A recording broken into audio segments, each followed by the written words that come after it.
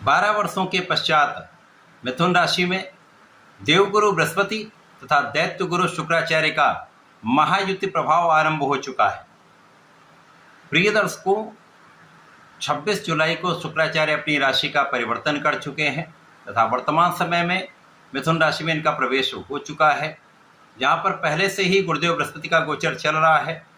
इस प्रकार से देवगुरु बृहस्पति तथा दैत्य गुरु शुक्राचार्य का आपसी संयोग बन चुका है, जो अत्यंत प्रभावी रहने वाला है तथा कई राजयोगों का निर्माण करने वाला है, जिसका प्रभाव समस्त राशि के जातकों पर पड़ने वाला है तथा कुछ विशिष्ट लाभ प्राप्त होने वाले हैं।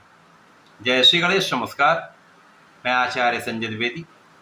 मेरे समस्त प्रबुद्ध दर्शकों का मेरे चैनल पर हार्दिक स्वागत है।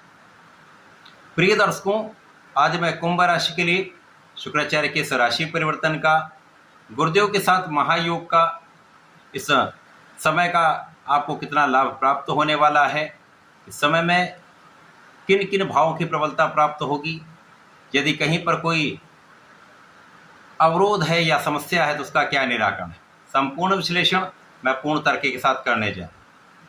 प्रिय दर्शकों, इस राशिफल को आप अपने लग्न तथा राशि दोनों के अनुसार देख सकते हैं। कुंभ राशि शनिदेव की राशि है, जहां पर शनि और शुक्र का मित्रोद संबंध है। इसी प्रकार से कुंभ राशि के लिए शुक्राचार्य कारक भी हैं।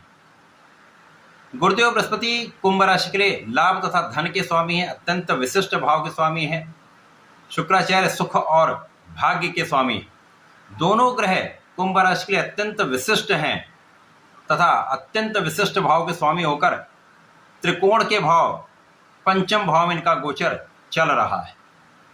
अब पंचम भाव जो ज्ञान का भाव है, शिक्षा का भाव है, प्रज्ञा का भाव है, विवेक का भाव है, इसी प्रकार से ये संतान का भाव है। यहाँ पर दोनों गुरुओं का महायुति प्रभाव आरंभ हो चुका है, जिसके कारण ये भाव अत्यंत प्रबल हो जाएगा। अभी तक गुरुदेव यहाँ पर अकेले थे तो उतना अच्छा लाभ नहीं दे पा रहे थे, क्योंकि स्थान हानि का प्रभाव प्राप्त हो रहा था, परंतु गुरुदेव की जहाँ जहाँ दृष्टियाँ पड़ रही हैं वहाँ पर अत्यंत विशेष लाभ आपको प्राप्त हो रहे हैं। अब शुक्राचार्य के आने के पश्चात पंचम भाव भी अत्यंत विस्तृत हो जाएगा, महालाभ का योग बन चुका है। गुरुदेव बृहस्पति और शुक्राचार्य का जब भी महायोग बनता है तो ये शंख नामक महाराजयोग का निर्माण करता है, जो आपको ज्ञान भी देता है, आपको शिक्षित भी करता है, आपको योग्य बनाता है, आपको धैर्य देता है, आपको विवेकशील बनाता है तथा आपको आपके कार्यक्षेत्र में सर्वश्रेष्ठ लाभ दिलवाता है, धन सुख संपदा ऐश्वर्य वैभव की प्राप्ति कराता है। तो ये अत्यंत विशेष योग आपके पंचम भाव में बन चुका है। तो जो विद्यार्थीगण हैं उनके लिए बहुत अच्छा है, आपका परिणाम बहुत अच्छा आएगा, आपका पढ़ाई में मन लगेगा, शिक्षा के क्षेत्र में बहुत अच्छा आप करने वाले हैं। इसी प्रकार से जो लोग शिक्षा से संबंधित कार्यों में हैं उनको भी विशेष लाभ मिलेगा, शिक्षा से बड़े लाभ आपको प्राप्त होने वाले हैं। इस समय में सभी जातक शिक्षा का संपूर्ण उपयोग तो करने ही वाले हैं, उनके ज्ञान का भाव विशेष रहने वाला है। इसके साथ ही साथ यहाँ पर संतान सुख आपको प्राप्त होगा, संतान से सुखों की वृद्धि हो रही है, आपकी संतान भी बहुत अच्छी रहने वाली है। इस समय में आपका भाग्य विशिष्ट हो जाएगा। अब लाभेश धनेश के साथ भाग्येश का गोचर है, तो ये महाधन का योग, महाभाग्य का योग बन चुका है। तो इस समय में आपका भाग्य अत्यंत प्रबल होगा, भाग्य का संपूर्ण साथ मिलता तो आपके समस्त कार्यों में उन्नति होना आरंभ हो जाती है। जो काम नहीं भी बन रहे होते वहाँ पर भी आपको लाभ मिलने लगता है, एक सकारात्मकता प्राप्त होने लगती है, आप धर्म के मार्ग पर भी चलते हैं। तो ये समय आपके लिए अत्यंत विशेष है। इस समय में कार्यक्षेत्र भी विस्तृत होगा, कार्यक्षेत्र से बड़े धन का लाभ आपको प्राप्त होने वाला महाधन योग बन चुका है। इस समय में आपके लाभ में कई गुना वृद्धि हो जाएगी तथा इस समय आपकी इच्छाओं की पूर्ति निश्चित रूप से होगी। इस समय आपकी ज्ञान के क्षेत्र में आपकी इच्छा है तो वहां पूर्ति हो जाएगी, धन प्राप्ति की इच्छा तो वो पूर्ति होगी। इसी प्रकार से इस समय में संतान से संबंधित जो भी आपकी इच्छा है वो पूर्ण होने वाली है। इस समय में आप किसी भी कार्य क्षेत्र में होंगे, व्यापार में होंगे, प्रोफेशन में होंगे, इस समय में आपको लाभ अवश्य प्राप्त होगा, आपका लाभ पहले से कई गुना बढ़ जाएगा। इस समय में आपके परिवार का भाव अत्यंत प्रबल रहेगा, पारिवारिक भाव जब प्रबल होता तो परिवार का संपूर्ण सहयोग आपको प्राप्त होता है। परिवार से भी आपको लाभ की प्राप्ति हो रही है। परिवार में वृद्धि का योग दिख रहा है तथा पारिवारिक संपत्ति से अच्छा धन लाभ आपको प्राप्त हो रहा है।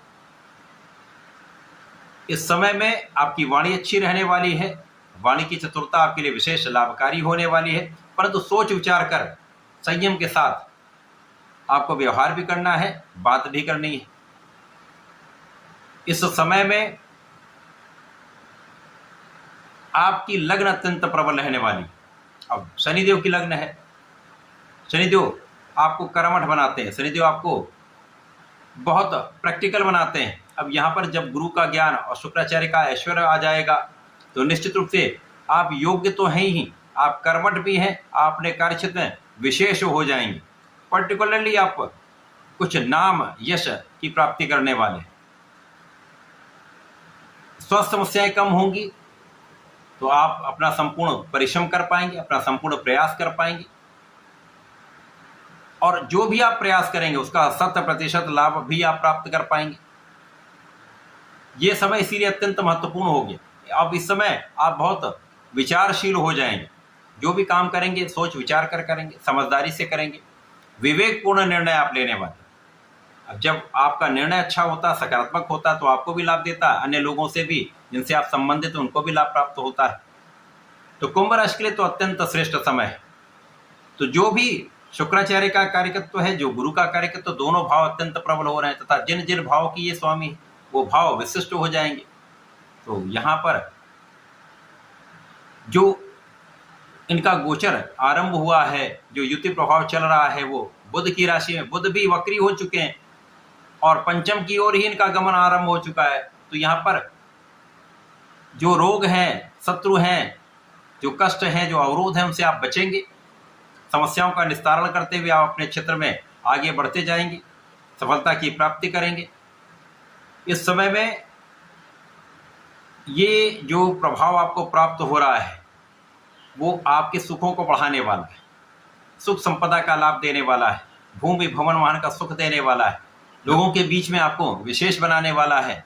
तो जो लोग जनता से संबंधित कार्यों में हैं, राजनीति में हैं, उनको भी बड़ा अवसर है। पदवृद्धि के साथ साथ कार्य क्षेत्र का विस्तार भी होगा, अधिकार क्षेत्र का भी विस्तार निश्चित रूप से होगा, माता के सुखों में वृद्धि होगी। ये समय आपके लिए विशेष निश्चित रूप से होगा। इस समय में आपको नियमित रूप से भगवान गणपति की आराधना करनी चाहिए।